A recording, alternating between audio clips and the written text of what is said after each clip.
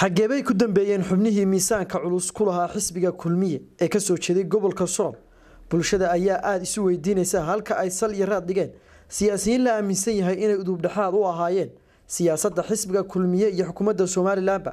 siyaasiyiintaas ayaa waxaa ka mid ah Baasha Cali Jaamac Cabdirasaaq Khaliif Axmed Cali Maxamuud Axmed Cali Sandulle Axmed Cabdi Xaabsade Maxamuud Xaaji Cali Jeenyare sidoo kale Cabdiqaadir Jaamac Saalax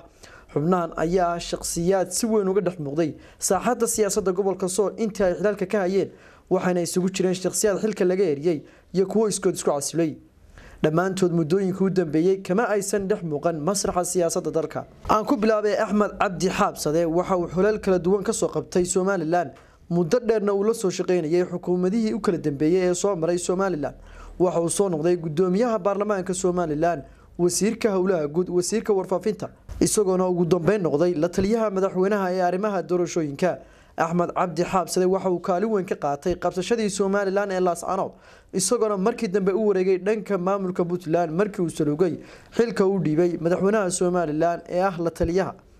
Cabdirasaaq Khaliif Axmed waxa uu kamid ahaa shakhsiyaad fara ku tirisa oo saameyn toos ah ku leh siyaasadda gobolka Sool isagoona wasiir ka soo noqday wasaaradda ganacsiga iyo howlaha guud ee Soomaaliland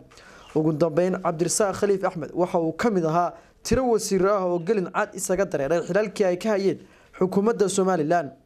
kadib khilaaf xoogan oo soo kala dhex galay garab uu hogaaminayo Xirsi Cali Xaaji Xasan iyo sidoo kale garab kale uu horkacayo Muuse Biixi Yunis Cali Maxamuud Axmed Cali Sandulle waxa uu muddo dheer la soo shaqeynayay xukuumadihii kala dambeeyay ee soo maray Soomaaliland wuxuuna soo noqday barasaabkii u horeeyay ee gobolka Sool xilligii ay Soomaaliland qabsatay magaalada Laascaanood isagoona soo noqday wasiir dowlaha nabadeynta gobolada bariga Soomaaliland wasiirka wasaaradda arrimaha bulshada wuxuuna xilkiisa ku waayay isku shaandheen uu sameeyay madaxweynaha Soomaaliland qaar kamid ah xubnihiisa golaha wasiirada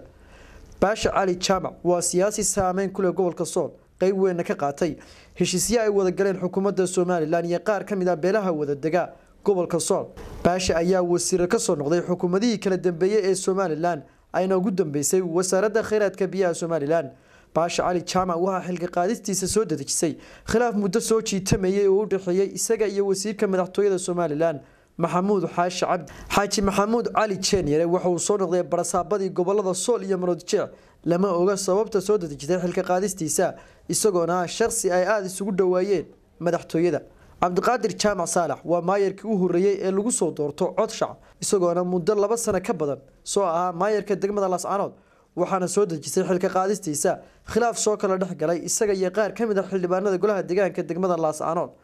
dhammaan xubnahan aan soo tirnay hadda kama dhex muuqdaan saaxadda siyaasadda gobolka iyo guud ahaan Soomaaliland